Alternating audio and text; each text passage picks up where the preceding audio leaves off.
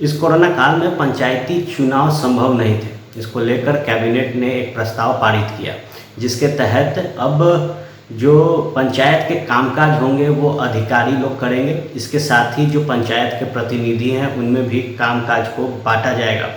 इसके लिए जो अध्यादेश तैयारी की गई थी उसको अब राज्यपाल की मंजूरी मिल गई है। बिहार में पंचायती राज व्यवस्था में बदलाव के लिए बिहार सरकार द्वारा लाए गए अध्यादेश को राज्यपाल की मंजूरी मिल गई है। राज्यपाल फागू चौहान की मंजूरी के बाद सरकार ने इसकी अधिसूचना भी जारी कर दी है। 15 जून को निर्वाचित पंचायती राज जनप्रतिनिधियों का कार्यकाल समाप्त होने के बाद 16 जून से बिहार में ग्राम पंचायतों से लेकर पंचायत समिति और जिला परिषद का काम नए तरीके से चलेगा। हालांकि पावर मुखिया से लेकर प्रखंड प्रमुख और जिला परिषद अध्यक्ष के हाथों में वैसे ही रहेगा जैसे पहले था।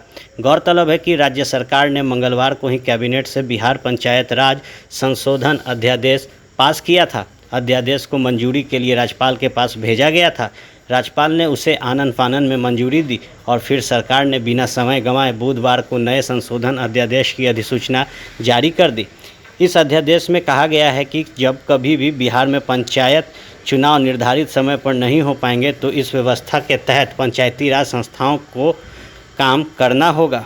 बिहार में पिछले दफ़े हुए चुनाव के समय 8,442 ग्राम पंचायत थे, लेकिन सरकार ने कई ग्राम पंचायतों को नगर निकायों में शामिल कर दिया। लिहाजा अब सिर्फ 8,336 ग्राम पंचायत बचे हैं।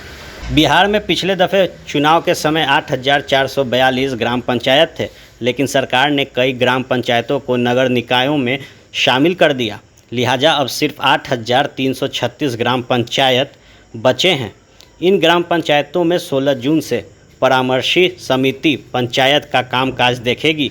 पंचायतों की परामर्शी समिति का स्वरूप इस तरह होगा। सामान्य क्षेत्रों में पंचायत परामर्शी समिति के प्रमुख निवर्तमान मुखिया होंगे। पंचायत के सभी निवर्तमान वार्ड सदस्य, पंचायत सचिव, प्रखंड पंचायती राज पदाधिकारी, बीडीओ द्वारा नामित पंचायत क्षेत्र का एक निवासी और राज्य केंद्र, सेना, रेल या किसी सार्वजनिक उपक्रम से रिटायर व्यक्ति इस समिति के मेंबर होंगे। वहीं अधिसूचित क्षेत्रों में मुखिया पंचायत परामर्शी समिति के अध्यक्ष होंगे और वार्ड सदस्य पंचायत सचिव सदस्य होंगे। मुखिया को ग्राम पंचायत परामर्शी समिति का प्रधान कहा जाएगा।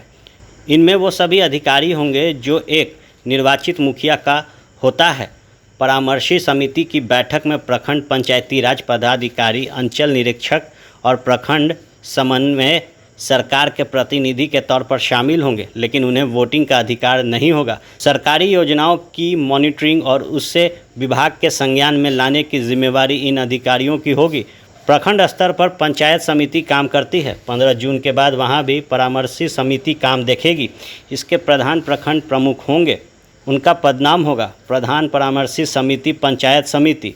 उनके पास वे सारे अधिकार होंगे जो प्रखंड प्रमुख का होता है।